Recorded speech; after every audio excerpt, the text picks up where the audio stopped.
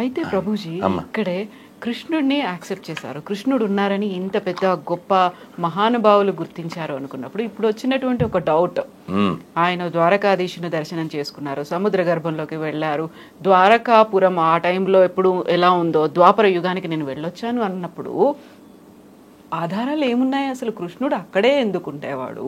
అది ఎలా మునిగిపోయింది? మునిగిపోతే నగరం ఇంకా అక్కడ ఉండడం ఏంటి? ఆ కాలంలో ఉన్నటువంటి మనుషులంతా ఏమైపోయారు? కృష్ణుడు తన వాళ్ళని ఎందుకు రక్షించుకోలేకపోయాడు? అలా మునిగిపోతుంటే అలా చూస్తూ ఉన్నాడు. ఇవన్నీ డౌట్స్ వస్తాయి, బోల్డ్ వస్తాయి కదా. All have answers. I will. అమ్మా, మీరు భాగవతంలో ప్రథమ స్కందంలో, అంటే నేను చదివాను కాబట్టి మళ్ళీ మళ్ళీ విన్నాను కాబట్టి చెప్తున్నా, ప్రథమ స్కందం చాలా బరువు ఎక్కిస్తుంది. ఎందుకు అంటే మనం ఏమనుకుంటాం, భాగవతం అంటే అన్ని ఆటలు పాటలే అనుకుంటాం, కానీ ప్రారంభమే చాలా సాడ్గా ఉంటుంది. ఎందుకంటే అర్జునుడు వెళ్తాడు, ధర్మరాజుకి ఒక చెడ్డ శకునాలు కనబడుతూ ఉంటాయి. నాకేదో అనుమానంగా ఉంది, ఒకసారి ద్వారక వెళ్ళిరా అని అర్జునుని పంపిస్తాడు. అర్జునుడు వెళ్తాడు, వెళ్తే కృష్ణుడు లేడు. కృష్ణుడు భార్యలు ఉంటే వాళ్ళని తీసుకుని వస్తూ ఉంటాడు. వచ్చిన తర్వాత చెప్పిన మాటలన్నీ మనం మాట్లాడుతున్నాం ఇప్పుడు. ఎందుకు అలా అయిపోయావు, అంత నిస్త్రాణంగా ఎందుకు అయిపోయావు అంటే, అన్నయ్య మన సఖుడు, మన బంధువు, మన మిత్రుడు, మన ప్రాణం ఆయన కృష్ణుడు ఇంక లేడన్నయ్య, ఆయన స్వధామానికి వెళ్ళిపోయాడు అని చాలా బరువు ఎక్కించేటువంటి బాధాకరమైనటువంటి ఈ విషయం చెబుతూ, కృష్ణుడు లేడు, వారి భార్యలందరినీ నేను తీసుకుని వస్తున్నాను, దారిలో వేటగాళ్ళు నన్ను అటాక్ చేశారు, నా గాంధీవం నా విల్లంబులు ఎక్కువ పెట్టాను, మంత్రం గుర్తు రావట్లే, తప్పక నేను మామూలు వ్యక్తిలాగా ఆ గాంధీవం ఇలా ఇలా వేయవలసిన బాణాలు దాంతో దాడి చేశాను, దాంతో చేశాను, అయినా వాళ్ళు లాక్కుని వెళ్ళిపోయారు. ఇన్ని రోజుల నా విజయం నాది కాదన్నయ్య, ఆయన ఉండబట్టి కదా ఇదని, నేను ఆయన ఉంటే నేను హీరో, ఆయన లేకపోతే నేను జీరో అని ఇలా చాలా బాధ వ్యక్తం చేస్తాడు. ధర్మరాజు ఓ ఇదంతా మనం బ్యాగ్ సర్దుకోవాలి అని చెప్పడానికి సైన్స్ ఇవన్నీ అని చెప్పి వాళ్ళు అప్పుడు తెలుసు కదా ముగింపు, దాని పేరు మహాప్రస్థానం. అది కూడా నేను చదివా, ఇది భాగవతం తెలుగులో చదివా, అదేమో ఇంగ్లీష్లో మహాభారతం చదివా. చాలా బాగుంటుంది, ఎక్సలెంట్, ఎక్స్ట్రాడినరీ, ఎక్సైట్మెంట్ ఇవన్నీ ఉంటాయి అందులో. అంటే మనం మాట్లాడితే అలా ఎక్కువైపోతుంది, అయినా షార్ట్గా చెప్తాను. అలా వాళ్ళు ప్రయాణం చేసేస్తారు. ఆ ప్రయాణం చేసినప్పుడు ఒక్కొక్కరు పడిపోతారు, మీరు విని ఉంటారు. బదరీలో అవన్నీ ఉంటాయి. భీమశిల మేము వెళ్ళొచ్చాం, అక్కడే సరస్వతి ఉద్భవం, వ్యాస గుహ, మళ్ళీ గణేష్ గుహ, ఇవన్నీ ఉంటాయి. వాటరు పట్టుకుంటే మనం మీద పడ్డ నీళ్ళు కూడా మంచు గడ్డలైపోతుంటాయి. అలాంటి స్థితిలో ఆక్సిజన్ అందని స్థితి వరకు కొంతమంది మన వాళ్ళు ప్రయత్నం చేసి వెళ్ళిన వాళ్ళు ఉన్నారు. ఈ హైదరాబాద్లో ఒక ఆయన నాకు ఉపాధ్యాయుని, ఒక హిందీ ఆయన, నేను వెళ్ళాను స్వామీజీ అని చెప్పారు. అంటే up to the mark almost. అంటే ఏంటి, భీముడు వెళ్ళిన అంతవరకు మనిషి వెళ్ళడానికి ప్రయత్నం చేయొచ్చు, ఆ తర్వాత ఇంకా వెళ్ళలేదు. వీళ్ళు మహాప్రస్థానం ప్రారంభించి స్వర్గం వైపు వెళ్తూ ఉంటే ముందు ద్రౌపది పడిపోయింది, తర్వాత సహదేవుడు, తర్వాత నకులుడు, తర్వాత అర్జునుడు, ఇలా పడిపోయారని ముందు నడుస్తున్న ధర్మరాజుకి తెలియదు. ఎవరు చెప్పారు? భీముడు వెనక్కి చూడడం, అన్నయ్య సహదేవుడు పడిపోయాడు అని మాట్లాడు, ముందుకే పదండి పోదాం ముందుకి పైకి. దీన్ని అందుకే వాడారో ఏంటో శ్రీశ్రీ గారు మహాప్రస్థానం పేరు పెట్టినాడు ఎల్లరు, ఆయన ఇంకో దానికి వాడారులేండి పుణ్యాత్ముడు. అలా మళ్ళీ అన్నయ్య నకులు పడిపోయాడు, అన్నయ్య ద్రౌపది, అన్నయ్య అర్జున్ అన్నయ్య నేను వెనక్కి తిరగడినా ఒక్క కుక్క ఇందు పట్టు వచ్చింది చివరిది. వస్తే ఇంద్రుడు మాతలే అని వాళ్ళ డ్రైవర్ని పంపించారు. మీరు ఇప్పుడు నాకు పంపించలే ఆ డ్రైవర్ని అలా పంపిస్తే ఆయన వచ్చి సార్ ఎక్కడ సార్ అన్నాడు ధనరాజ్ని. ఇది కూడా ఎక్కుద్ది అన్నాడు. చాలా ఊరుకోండి, మీకు ఒక్కరికే వచ్చింది, ఇది అవసరం. ఒక్కల స్వర్గమైన సార్ ఊరుకోండి అన్నాడు. అంటే ధర్మరాజు చెప్పాడు, నా భార్య సోదరులు ఎవరు నాతో రాలే, ఇదొక్కటి నన్ను నమ్మి నాతో పాటు వచ్చింది, సో ఈ షుడ్ ఎలా అన్నాడు. లేదు సార్ నాట్ అడాడు అన్నాడు. అయితే నేను రానన్నాడు. ఏమన్నా బుర్ర ఉందా సార్ మీకు, కుక్క కోసం స్వర్గం వదులుతాడు ఏంటి సార్ ఎవడైనాను అని ఇంద్రుడు వచ్చి చెప్పాడు. ఇంద్రుడు వచ్చి చెప్పాడు, అదంతా నాకు తెలియదు, నా పేరు ధర్మరాజు, ఇంకా ఉపకారం ఉంది, దీనికోసం ఏదో అనుభవించాలి అని ధర్మాన్ని నేను విడిచిపెట్టినాను అంటే స్టబాన్ అని నిలబడ్డాడు ఆయన. అప్పుడు ఈ కుక్క ఎవరు, ధర్మరాజు యముడు. ఆయన చాలా సంతోషం, ఆయన నువ్వు నా పేరు కలిగి ఉన్నావు, ఆ ధర్మబుద్ధి ఇంకా ఉందా లేదా, ఏమన్నా ఎరవేస్తే వెళ్ళిపోతావా అని అనుకున్నా. I'm proud of you my son, వెళ్ళినాయన అని చెప్పి రాజా ధ్రువంతే నరకం అని శాస్త్రం. రాజు a king must visit hell అమ్మ, అది రూలు. ఏ రాజు అయినా నరకానికి వెళ్ళి రావాల్సిందే, ఎందుకంటే ఏదో విధంగా దోషం జరిగి తీరుతుంది, ఈ మస్ట్ విజిట్. అలా ధర్మరాజు కూడా అలా నరకాన్ని విజిట్ చేసి మళ్ళీ వస్తాడు. సో ఇదంతా ఎందుకంటే ధర్మం పట్టుకోవాలి, ధర్మాన్ని విడిచిపెట్టకూడదు, దేనికోసమైనా ధర్మాన్ని విడిచిపెట్టకూడదు. ధర్మం కోసం దేన్నైనా విడిచిపెట్టు, దేనికోసం ధర్మాన్ని విడిచిపెట్టు. ఇలా భాగవతంలో ఈ ద్వారక ప్రస్తావన వస్తుంది. మరి మీరు అడిగేసారు చాలా క్వశ్చన్లు కదా, మరి అందుకని చెప్తున్నా, వాళ్ళంతా ఏమైపోయారు, ఇది కదా క్వశ్చన్. అవును, అసలు అలా మునిగిపోతుంటే కృష్ణుడు ఏం చేశాడు, అసలు చెప్పింది ఆయన. అడిగాడు సముద్రుడిని, అక్కడ ప్రాబ్లం వచ్చింది కదా మధురలో, వాళ్ళందరూ ఇబ్బందులు పడుతున్నారు, వాడిని కంసుని వధించాడు, వాళ్ళ తాతగారిని సీట్లో కూర్చోబెట్టాడు, తర్వాత కూడా ప్రాబ్లమ్స్ ఉన్నాయి. సరే ఈ ప్రాబ్లమ్స్ లేకుండా సముద్ర మధ్యలో నాకు స్థలం కావాలని అడిగాడు. సముద్రుడు స్థలం ఇచ్చాడు, బెట్ ద్వారకా అంట. బెట్ అంటే గిఫ్ట్, గిఫ్టెడ్ ల్యాండ్. మరి గిఫ్ట్ కొంతకాలం వాడుకున్నాడు, విశ్వకర్మని పిలిచి అద్భుతమైన సుందర నగరాన్ని నిర్మించాడు. అద్భుతమైన నగరం, చాలా ఆర్గనైజ్డ్, సిస్టమాటిక్. మరి స్వామి వెళ్ళిపోతున్నారు, ఇప్పుడు దాని పని లేదు. వీళ్ళందరూ కూడా దేవతలు ఎవరైతే స్వామితో వచ్చారో వాళ్ళందరూ కూడా వెనక్కి వెళ్ళిపోవాలి. ఇప్పుడు వాళ్ళని ఎవరు సమాప్తి చేస్తారు, ఏదో రీజన్ కావాలి. అందుకని కృష్ణుడు కొడుకుల్లో ఒక ఆయన సాంబుడు. సాంబుడు అంటే జాంబవతి కొడుకు.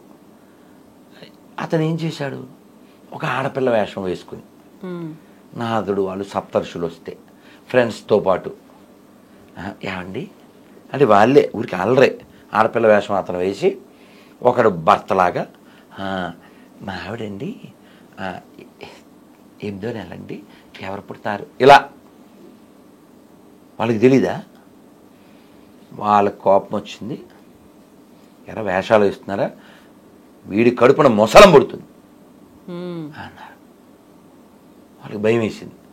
తాతగారి దగ్గరికి వెళ్ళి చెప్పారు, భీష్ముడి దగ్గరకో లేకపోతే ఉగ్రసేనుడి దగ్గర, మొత్తానికి వాళ్ళు నాయన దాన్ని సముద్రం దగ్గర అరగదీయిందిరా అని చెప్పారు. ఒక పెద్ద బండలా అది పుట్టింది. అరగదీసి ఆ నొరగంతా అది ఒక పెద్ద పెద్ద దుబ్బు అంటాం కదా, అలాంటివిగా తయారైంది. ఏమో మొక్క మిగిలింది, పడేశారు. అది వదే చేప మింగిందంట. ఆ చేప ఎవడికో దొరికింది ఒకడికి, వాడు దాన్ని పొట్ట కోసాడు. ఇది బాగుంది కదా అని బాణానికి పెట్టుకున్నాడు.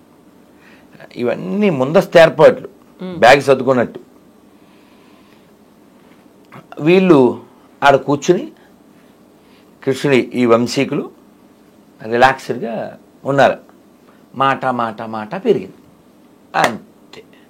వాళ్ళని ఎవరు చంపకూడదు, ఇంకోళ్ళ చేతిలో చావకూడదు, వాళ్ళంతా దేవతలు కాబట్టి వాళ్ళ కథని ముగించాలిగా. వాళ్ళు కొట్టుకు చచ్చారు. అందుకే చూడండి, యాదవ వంశంలో ముసలు వచ్చి వాళ్ళు కొట్టుకు చచ్చారా అంటుంటారు. మరి వెనక్కి వెళ్ళాలి వాళ్ళు.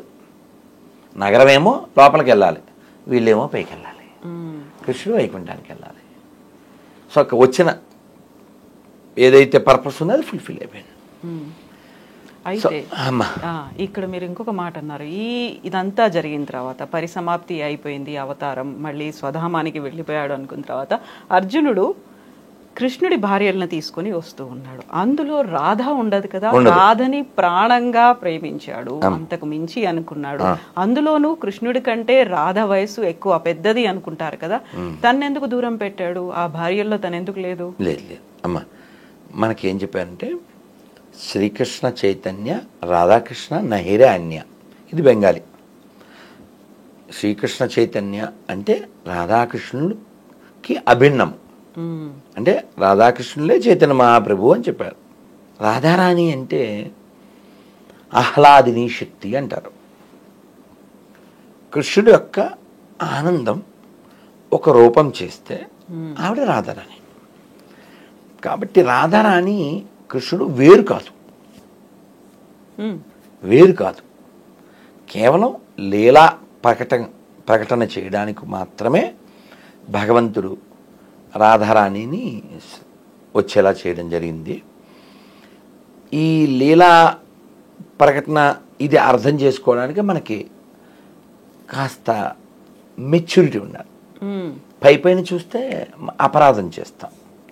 అందుకని మనం షడ్గోస్వాములు రచించిన సాహిత్యాన్ని చదవాలి. చాలా శ్రద్ధగా, చాలా వినయంగా, భౌతికమైన భావనతో కాకుండా అప్పుడు మనం కూడా ప్యూరిఫై అవుతాం. అంతేగాని ఏదో క్యాజువల్గా అలా డిస్కస్ చేయడానికి లేదు. అందుకే బృందావనంలో ఎవరంటే వాళ్ళు అడుగు పెట్టలేరు. మేము ఇస్కాన్లో జాయిన్ అయ్యాక 4 ఏళ్ల తర్వాత బృందావనం వెళ్తాను అని అనుకోలేదు. ఏదో అన్ని సిటీల్లాగే అదొకటి కాదు, గ్యారంటీగా చెప్తాను. చాలామందికి జరిగింది. నేను వెళ్ళగలను అనుకుని నువ్వు ఆగ్రా దాకా వెళ్ళగలవు, మహా అయితే మధుర దాకా వెళ్ళగలరు. గర్వం చేత వెళ్తే మాత్రం Radharani not allowed you to బృందావనంలో అడుగు పెట్టలేవు. ఎందుకని తప్త కాంచన గౌరాంగి రాధే బృందావనేశ్వరి వృషభానుసుతే దేవి ప్రణమామి హరిప్రియే. రాధే బృందావనేశ్వరి అంటే బృందావనానికి అధిపతి ఎవరంటే రాధారాణి. అలాగే మీరు మాట అన్నారు, రాధారాణి కృష్ణుడి కంటే పెద్దది అని. మేము ఈ డౌట్స్ అన్నీ ఒక 25 ఏళ్ల క్రితమే మా గురువుగారిని అడిగాం.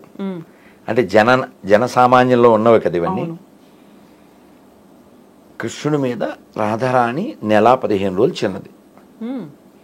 వృషభాను మహారాజుకి ఒక కమలంలో ఒక సరస్సులో ఆవిడ దొరికింది. మన సీతాదేవి ఎలా అయితే జనక మహారాజు దొరికిందో అలాగా ఆవిడ పుట్టిన తర్వాత దొరికిన తర్వాత ఉయ్యాల్లో వేశారు, కళ్ళు తెరవలేదు ఆవిడ. వాళ్ళు చాలా అయ్యో ఈ ముద్దులు మూటగట్టే పసిపాప కళ్ళు తెరవలేదని. తర్వాత యశోదామాయి నందమహారాజు ఈ వృషభాను మహారాజు యొక్క ఇంటికి వచ్చారు చిన్ని కృష్ణుని తీసుకొని. కృష్ణుడు ఆడుతూ వెళ్ళి ఆ ఉయ్యాలను పట్టుకున్నాడు. కృష్ణుడు ఎప్పుడైతే ఆ ఉయ్యాల పట్టుకుని నిలబడ్డాడో అప్పుడు ఆవిడ కళ్ళు తెరిచింది. అంటే కృష్ణుడిని మాత్రమే చూస్తుంది. సీతాదేవి గురించి చెప్తూ సింహాచల శాస్త్రి గారు గొప్ప హరికథకులు వారు అంటారు, సీతాదేవికి రాముడు ఒక్కడే తెలుసు, మనకు రాముడు తప్ప అన్నీ తెలుసు అంటారు. అలాగా రాధారాణి కృష్ణుడికి అభిన్నం, కేవలం ఆనందం, ఆహ్లాదిని శక్తి. భగవంతుడికి 3 శక్తులు ఉంటాయి. అంతరంగ శక్తి అంటే రాధారాణి, బాహ్య శక్తి అంటే ఈ భౌతిక ప్రపంచం. మనం అందరం కూడా భగవంతుడి యొక్క న్యూట్రల్, అంటే మనకి మనకు ఒక ఇచ్చే ఉంది.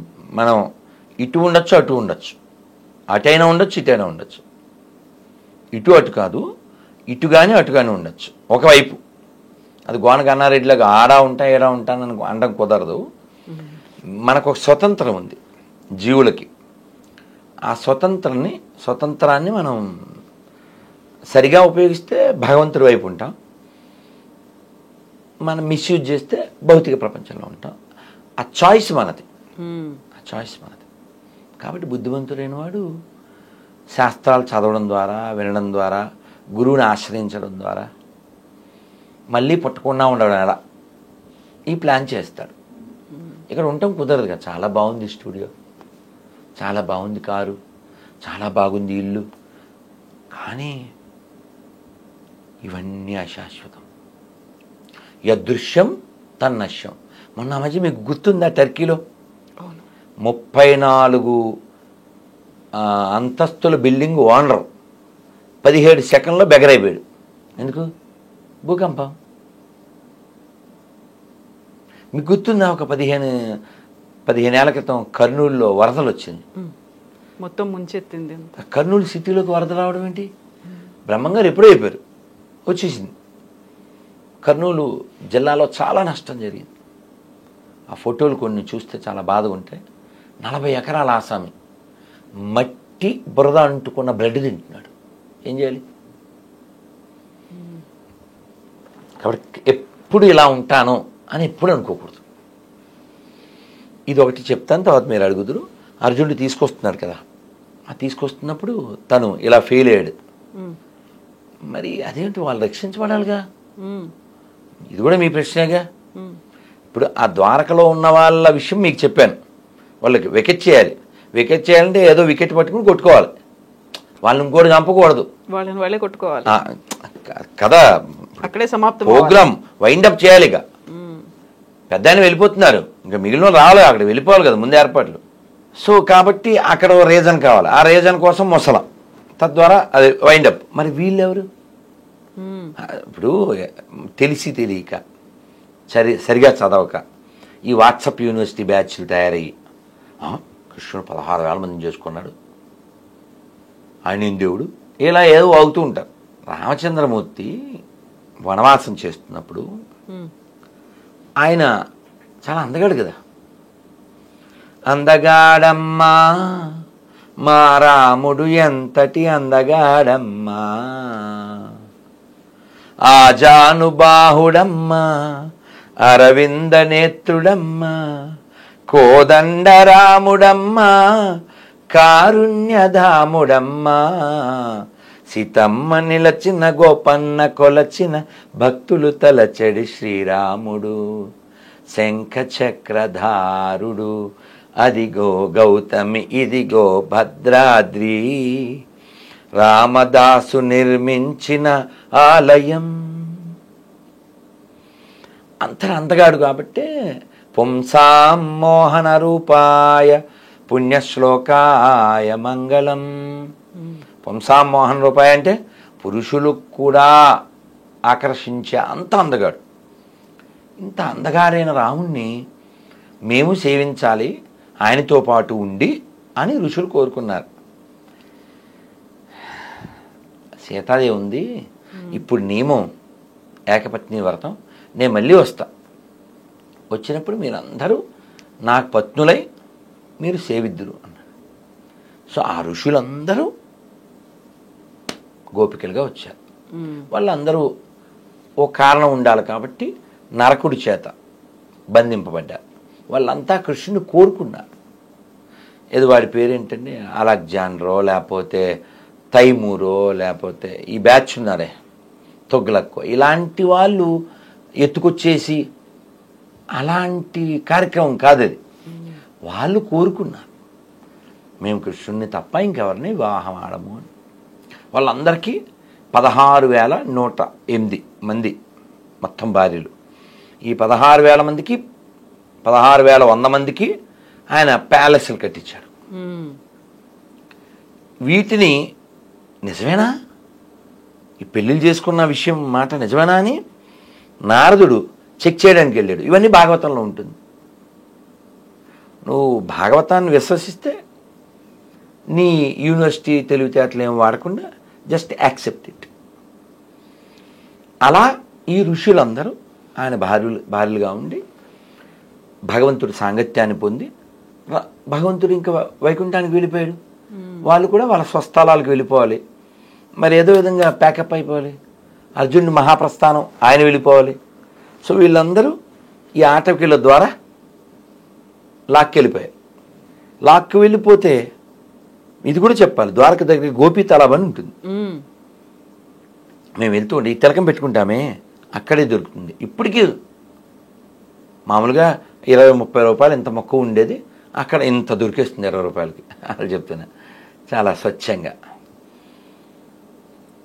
ఆ గోపీ తలాబ్ ఏమిటి అంటే ఈ ఆటవికుల చేత కొనిపోబడుతున్నటువంటి కృష్ణుడి యొక్క భార్యలు, వాళ్ళకి ఆటవికులు అంటేనే కల్చర్ ఉండదు అని కదా, వాళ్ళు మనం పెళ్లి చేసుకుందాం అన్నారు కృష్ణుడి భార్య వాళ్ళు. సరే మేము స్నానం చేసి వస్తాం, మరి నడిచి వచ్చాం కదా అన్నారు. అలాగే అన్నారు వాళ్ళు. వీళ్ళందరూ ఆ పెద్ద సరస్సులో దిగారు. దిగినప్పుడు స్త్రీలు, బయటకు వచ్చినప్పుడు గడ్డాలు వేశారు. ఇంక వాళ్ళు ఎవరిని పెళ్లి చేసుకుంటారు? వాళ్ళు అలా వెళ్ళిపోయారు, వీళ్ళు ఎలా వెళ్ళిపోయారు. అలా ఒక్కొక్కటి నాటకం అయిపోయింది అన్నట్టుగా అలా వాళ్ళ పాత్రలు ముగించిపోయింది. మనం ఏదో మన ఇచ్చ వచ్చినట్లు దాన్ని మాట్లాడకూడదు కదా. నేర్చుకోవాలి. కొన్ని చూసి మనం మార్చుకోవాలి.